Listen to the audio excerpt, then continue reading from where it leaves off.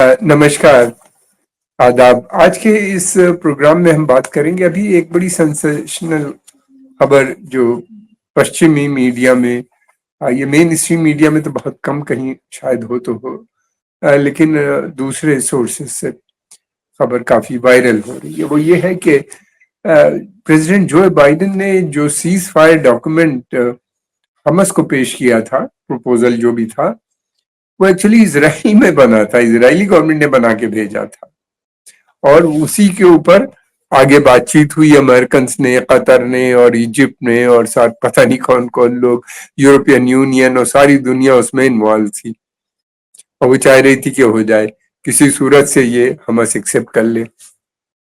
Problem जब आई जब हमस ने एक्सेप्ट कर लिया तो इजराइल ने फौरन मुकर गया कि भाई ये तो नहीं एक्सेप्टेड है। उन्हीं ने नई एडिशंस, बहुत सी शर्तें लगा दी कि फिलाडेल्फी कॉरिडोर में उनकी परमानेंट प्रेजेंस रहेगी सेना की, फिर उसके अलावा एक जगह और है उसके लिए उन्हीं ने कहा बीचों बीच गाजा में की पट्टी में, जो कि गाजा को दो भागों में बांटता है, उनका कि वहां पे भी हमारी उनकी मिलिट्री प्रेजेंट रहेगी। तो इस तरीके से जो हमस ने बिल्कुल इनकार कर दिया। पहली बात तो ये कि ये परमानेंट प्रेजेंस के मतलब ये है कि अंतर्राष्ट्रीय नियमों का विरोध है, ऑक्युपाइड टेरिटरीज है, अगर वो वहां पे इस तरह से एक्सेप्ट कर लेंगे तो फिर इनका परमानेंट बन जाएगा। फिर दूसरी बात ये कि वो वहां पे रहेंगे तो फिर अमन शांति नहीं रहेगी, आए दिन कभी पैलेस्टीनियन अटैक करेंगे तो कभी वो जैसा कि ऑक्युपाइड वेस्ट बैंक में हो रहा है उसी तरह की सिचुएशन वहां भी बन जाएगी।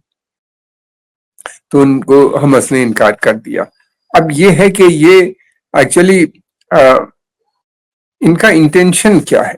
और बड़ी खबरें ये थी कि प्रेसिडेंट जो बाइडेन और कमला हैरिस, जो कि अब प्रेसिडेंशियल कैंडिडेट हैं डेमोक्रेटिक पार्टी की, ये लोग रात और दिन मेहनत कर रहे थे इस रेजोल्यूशन को लाने में और उसके लिए बड़ी, खुद प्रेसिडेंट ने भी कहा। एक और बड़ी इंपॉर्टेंट बात है, जिस समय ये प्रेसिडेंट जो बाइडेन साहब प्रपोजल अपना रख रहे थे, ठीक उसी समय अमेरिका सबसे ज्यादा जो था मई अगस्त इस पीरियड में वेपन शिपमेंट कर रहा था। एक तरफ तो वो पीस, अमन और शांति की बात की जा रही थी वहां से, और दूसरी तरफ मैसिव वेपन, खासतौर से जो इमीडिएट जिसकी जरूरत है वो वेपन उनको फौरन इजराइल को भेजे जा रहे थे।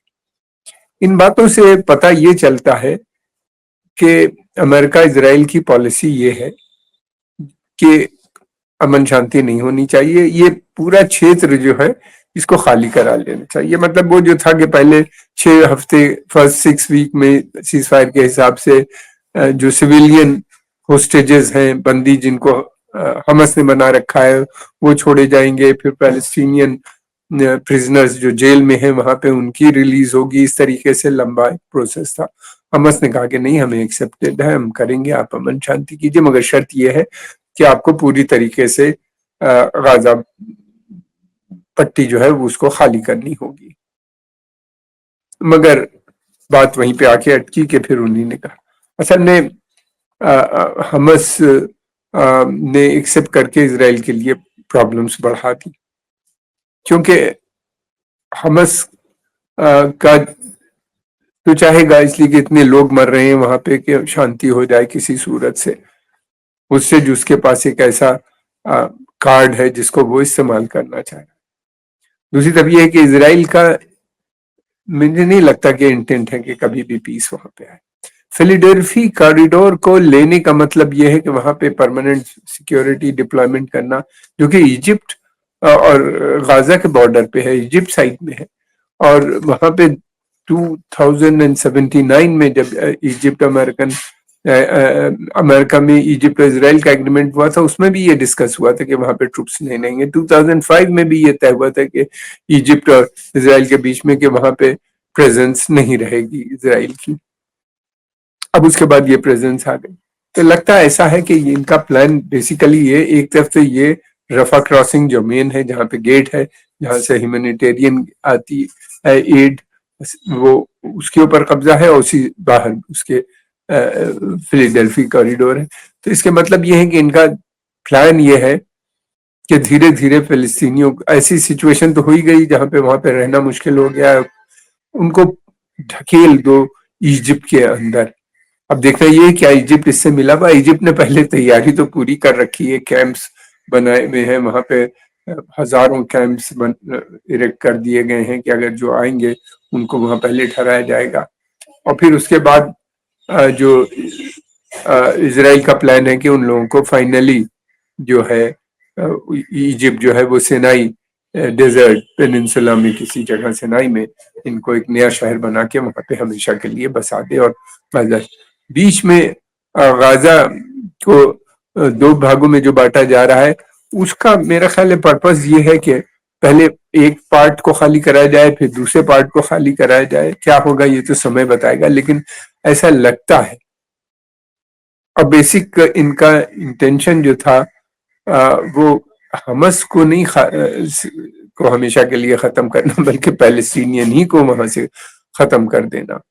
حالانکہ ابھی یہ مشن ان کا جو بھی تھا یہ ابھی پورا نہیں ہوا، کہ انہوں نے ویسٹ بینک میں اپنا الگ نیا اسی پیٹرن پہ کام شروع کر دیا، خاص طور سے جنین اور تلکرم ان دو جگہوں پہ، اور پلس ایک شہر اور انہوں نے اس میں بھی آپریشن ان کے ملٹری آپریشن چل رہے ہیں۔